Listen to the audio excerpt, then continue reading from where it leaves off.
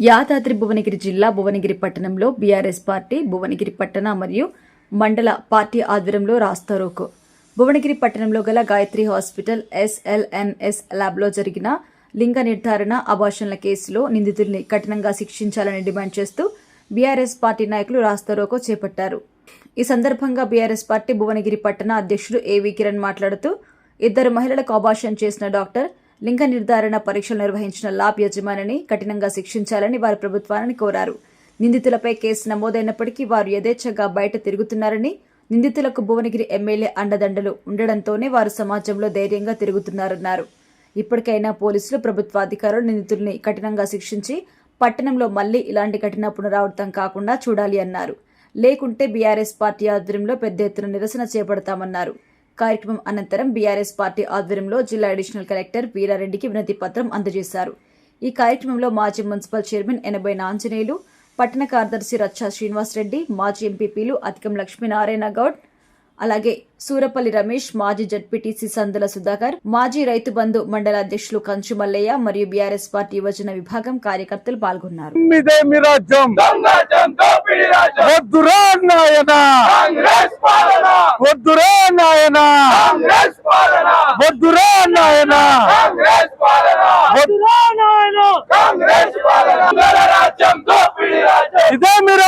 ఇదే మీ రాజ్యం, దొంగల రాజ్యం, దోపిడీ రాజ్యం, ఇదే మీ రాజ్యం, ఇదే మీ రాజ్యం, దొంగల రాజ్యం, దోపిడీ రాజ్యం. వద్దురా నాయనా కాంగ్రెస్ పాలన, వద్దురా నాయనా కాంగ్రెస్ పాలన, వద్దురా నాయనా కాంగ్రెస్ పాలన. లింగ నిర్ధారణ చేసే దోషులను వెంటనే, లింగ నిర్ధారణ చేసే దోషులను వెంటనే, లింగ నిర్ధారణ చేసే దోషులను వెంటనే.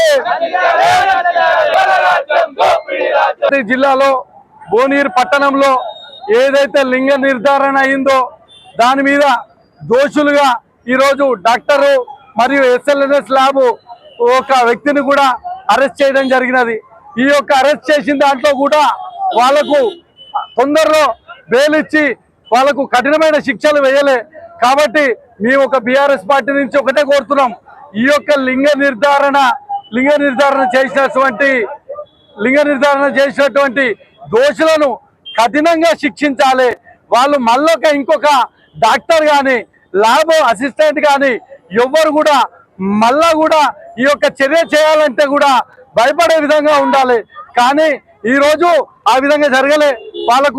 వాళ్ళను ఈరోజు ఒకటే రోజులో బెయిల్ వచ్చి ఈరోజు వాళ్ళు బయటికి వెళ్ళిపోవడం జరిగింది. కావున మేము ఒకటే కోరుతున్నాం, గతంలో పైలశేఖర్ రెడ్డి గారు ఎమ్మెల్యే ఉన్న టైంలో అదే హాస్పిటల్లో డెలివరీకి వచ్చిన వాళ్ళ దగ్గర కూడా గవర్నమెంట్ హాస్పిటల్లో డబ్బులు అడితే కూడా పైలశేఖర్ రెడ్డి ఎదురుగా ఉన్న హాస్పిటల్లో డబ్బులు తీసుకొని చేస్తే కూడా ఆ రోజు మా మాజీ ఎమ్మెల్యే గారు పైలశేఖర్ రెడ్డి గారు వాళ్ళందరి మీద ఉక్కుపాదం మోసి అవన్నీ హాస్పిటల్ బంద్ చేయించి గవర్నమెంట్ హాస్పిటల్లో అన్ని డెలివరీలు అయ్యే విధంగా చేసి ఈరోజు మీరు చూసుకుంటే గతంలో గవర్నమెంట్ హాస్పిటల్ ఎన్ని డెలివరీలు అయినాయి, ఈ రోజు ఎన్ని అవుతున్నాయి అనేది ఒకసారి మీరు అందరు ప్రజలు గ్రహించాలి. ఈ రోజు ఒకటే మేము చెప్తున్నాం, రానున్న రోజుల్లో ఈ యొక్క ల్యాబ్ అసిస్టెంట్ కానీ డాక్టర్ కానీ కఠినమైన శిక్ష వేయకుంటే బీఆర్ఎస్ పార్టీ నుంచి పెద్ద ఎత్తున ధర్నా చేస్తామని తెలియజేస్తూ, డాక్టర్ కానీ SLNS ల్యాబ్ ఒక వ్యక్తి కానీ ఈరోజు బయట తిరుగుతున్నారు అని అంటే, దోషులు కూడా బయట తిరుగుతున్నారంటే దీనికి పూర్తిగా ఈ ప్రస్తుత ఎమ్మెల్యే గారి అండదండలు, కాంగ్రెస్ పార్టీ యొక్క అండదండలతోని డబ్బులు తీసుకొని మేనేజ్ చేసి వాళ్ళు ఇలా బయట తిరుగుతున్నారు. ఈ విధంగా ఏడం చేయడం జరుగుతుంది. ఒక ఎమ్మెల్యే అంటే ఎప్పుడు కూడా నిర్దోషులకు అండగా ఉండాలి. కానీ ఈ రోజు కాంగ్రెస్ ప్రభుత్వం వచ్చినాక వాళ్ళందరూ కూడా దోషులకే అండదండగా ఉంటారు. రాబోయే కాలంలో మేము ఒకటే చెప్తాం, DMHO ఏం చేస్తుండు, ఈ యొక్క హాస్పిటల్ మీద ప్రైవేట్ హాస్పిటల్ ఉద్యమం చేయాలి, ప్రైవేట్ హాస్పిటల్ నిఘా పెట్టాలి.